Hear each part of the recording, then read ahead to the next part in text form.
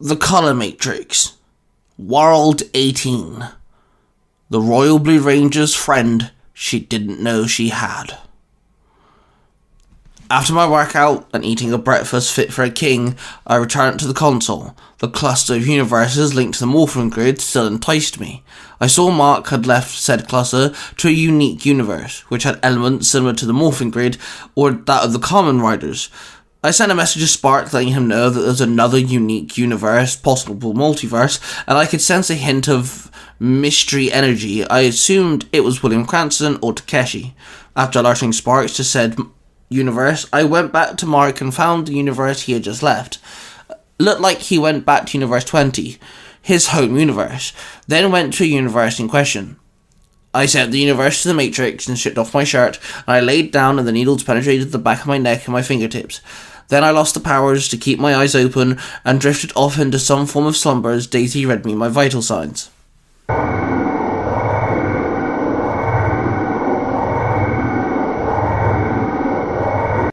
I opened my eyes and looked around. I flexed out my claws and my tail swished back and forth.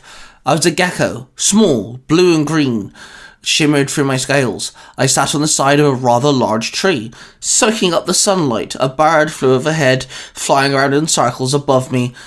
I closed my eyes and my scales rippled and changed colour, allowing me to blend in with the colours of the bark.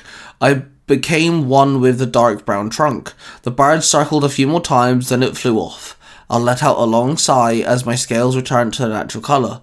I scaled up the trunk and scurried onto one of the almighty thick branches, and I sat there and bathed in the sun, and then suddenly a strange swirly light reappeared. The tall, tailless female would return to the neighbouring field often. She would step out of the swirly light, and it was like how I imagined the blinking lights in the sky when the sun went to sleep, and the moon took its place. The tall, tailless female jumped out of the swirly lights, and then it disappeared again. The tall, tailless female dropped to her knees and let out a blood-curdling screech. She often did that when she returned. I assumed it was because there was nothing big or loud like her to return the noise or to threaten her or eat her. She would often collect broken twigs and collect them into a pile just to set them on fire. I liked fire. It was strange. It was beautiful. It moved like a stream behind the trees. It grew once it had more twigs to cling onto. The tall, tailless woman sat there watching the fire swish around like my tail would. I watched high within the tree. Suddenly a ghostly form appeared and sat next to her. "You're taking too long," the ghostly form growled. "I'm working on it." The woman, tall, tailless, snapped back. "Nephthys, do not take that tone with me. Without me, you'd be nothing." The ghostly form barked back, his voice echoed throughout the field. "I'm doing the best I can, okay? That is all I can offer." The tall, tailless woman muttered back. "Your best is not enough," the ghostly form retorted, then it faded away. "Screw you," the female muttered, just loud enough for me to hear. The nights drew on and she ended up falling asleep. I sat there and watched her. I felt like I should have kept guard in case something attacked her. Even though she would more likely be able to kill anything that wanted to attack her, she was a tall tailless that I didn't know.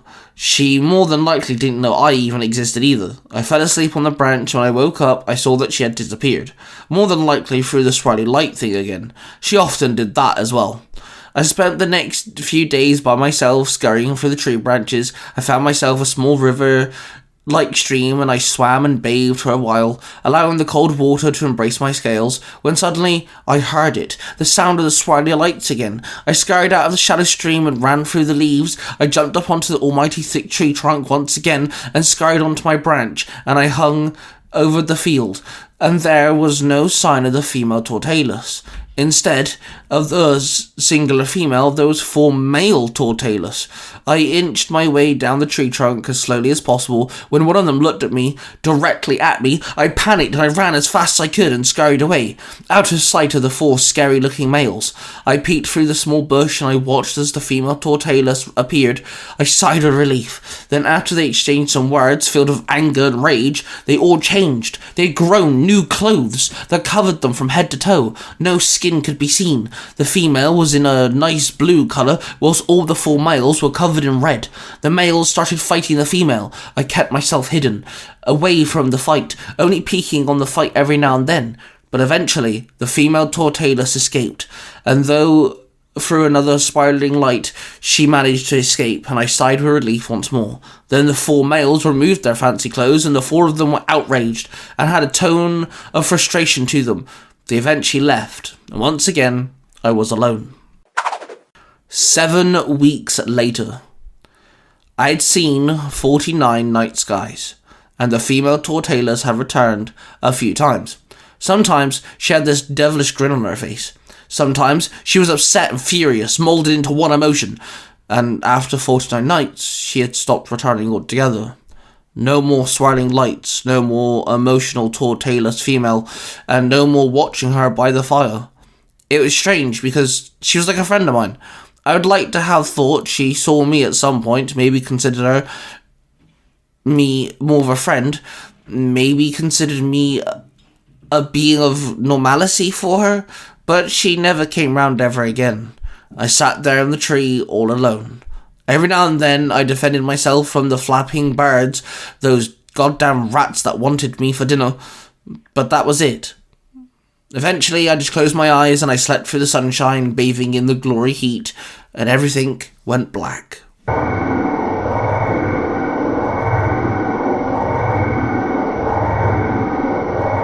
I woke up and my mind felt like it was stretched in and out of my skull. Ow, I muttered as I clutched my head. Sir, you do not wait for my description. I would have warned you that you are about to have an insight in the mind of an animal. Daisy told me. Yeah, I didn't think about that, okay? I snapped back.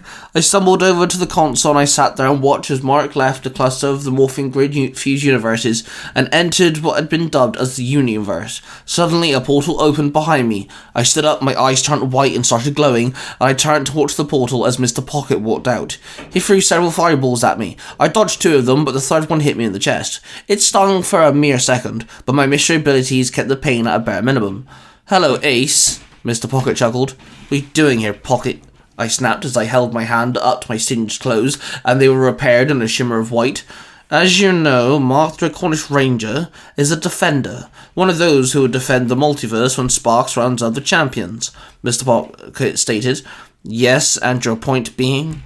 I asked, ignoring the hammering in my skull. Do not get involved, Mr. Pocket snapped with a threatening tone. You don't want me to hijack your ace in that universe right now, do you? I replied. No. I'm testing my champions, and Mark is a big part of it. I do not need you getting involved. Understood? Mr. Pocket sneered. Yes, Pocket, understood. I shall continue exploring the universes that Mark has an effect on once he leaves your universe. Okay? I told him. Good. And if I get a small whiff of you in my universe in the next few days, I will come here and remove you from that matrix, and God hope I'm nice about it, Mr. Pocket growled. I gave him a cocky smile, and Mr. Pocket then walked through the portal and it closed behind him. I slumped back in my chair and I turned to the console. I then placed my head into my hand and wished for the hammering just would ease ever so slightly as I watched the Red Cornish Ranger stationed in the universe. I then turned my attention to another universe for now, at least until Mark was ready to carry on with his adventures.